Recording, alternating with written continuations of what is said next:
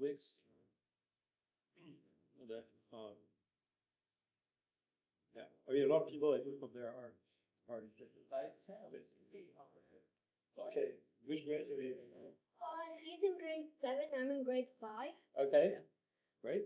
What was like going on like computers and doing like stuff?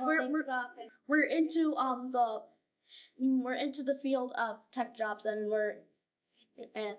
in fact my dad was trying to make this book called Techie, Introducing Tech Jobs to Children Over 5. Oh, wow. He hasn't released it yet, but he's working on it. Yeah, very good. And I think it'd be really helpful for like the whole generation, including me. So Yeah. I mean, Well, I was interested in, engineering and technology when I was your age. I do want to become like some kind of engineer. Go over. he's really into And I'm not good at solving problems and math and all that, but I haven't really used AI that much. I might be able to use it someday. It's kind of new, so yeah, but it'll be helpful. So. it's really helpful. I've used some like AI softwares before, like a little bit, and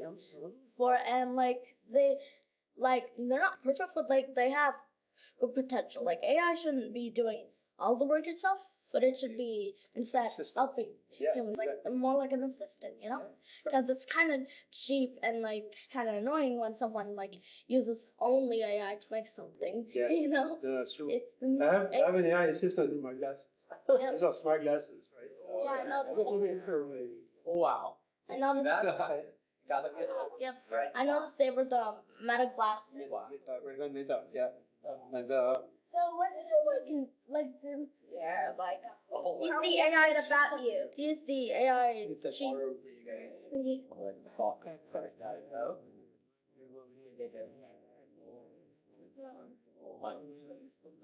yeah, that's the job. Work here, and we have a research lab working on AI.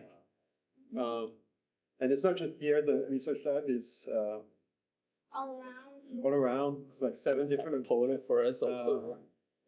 In North America, Europe. We have one in Canada, in Montreal. And then one in New York, in Menlo Park, in California, one in Seattle.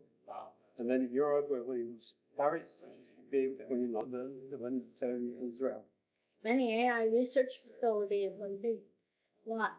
So from what I heard, you're like the vice president and chief AI.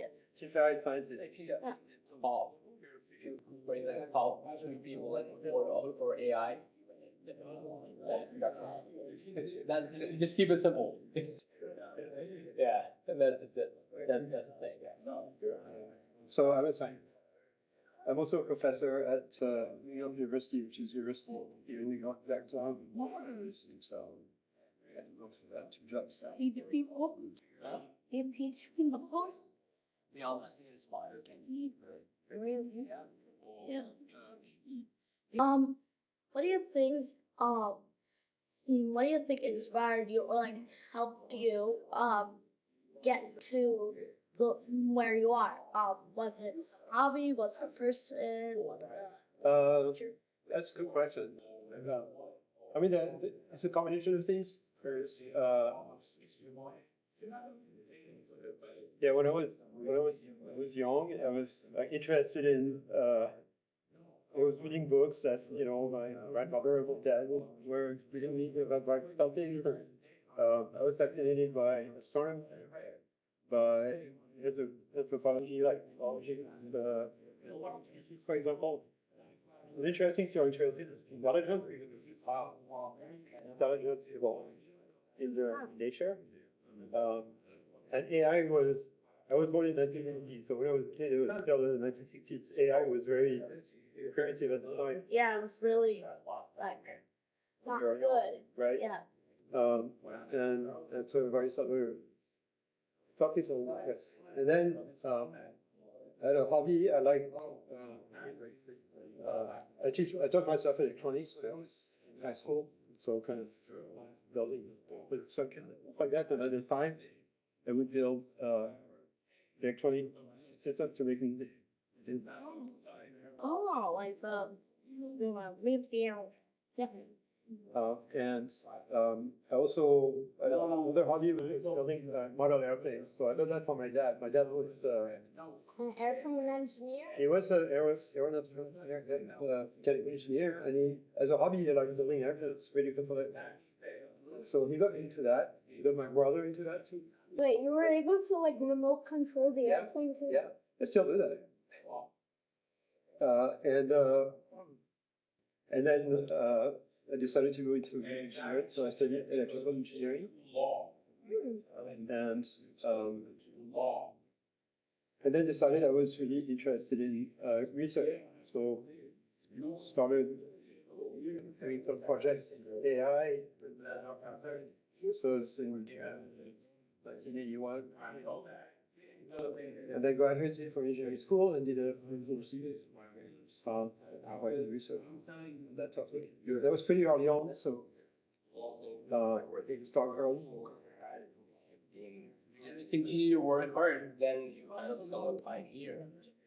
Yeah. Feel that you are, I mean, a lot of it is, your motivation. Like if you are really excited. You didn't give up. Yeah. Put in a lot of hours. And the stuff I was working on was not very popular at the time, but it became popular as I worked on it because of Laureate was informed. So the topic was not popular when I started because you didn't think I would have the finish.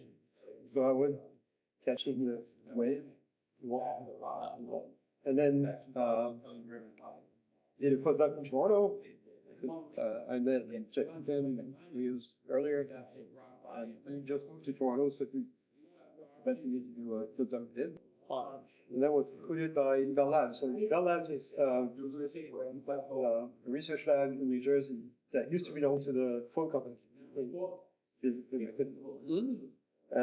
And Bell Labs invented, like most of the technology of the modern world was invented in Bell Labs.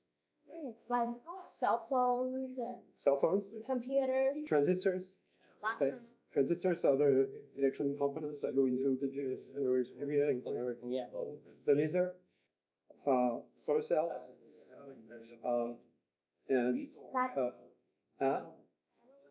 communication satellites was actually built. The first one was built in Bell Labs. And then all kinds of things. So when I was there, the head of Bell Labs was a Nobel Prize winner. And there were, I think, a total of like 11 or 12 Nobel Prize winners that worked at Bell Labs. And a few Turing Awards too. Like a lot of computer technology that we use today is you may not know this, but like the C and C++ programming languages, the Unix operating system, and all kinds of stuff is where. So this was like a really difficult place. And I didn't want to go there because I'm French, so I wanted to go back to France. Okay. But it was too attractive, so I went there and stayed in the US. Like you're from France? Yeah, I grew up in France. In all my cities in France. Yeah. Do you know any French words? Beaucoup de mots français. Yes. You should too, because you're Canadian. Really bachelor. Yeah, our new French teacher. Like our new French teacher just came to our school. She speaks only in French. That's good. And he's super happy. Je fais un peu français. Très bien. Very fort. So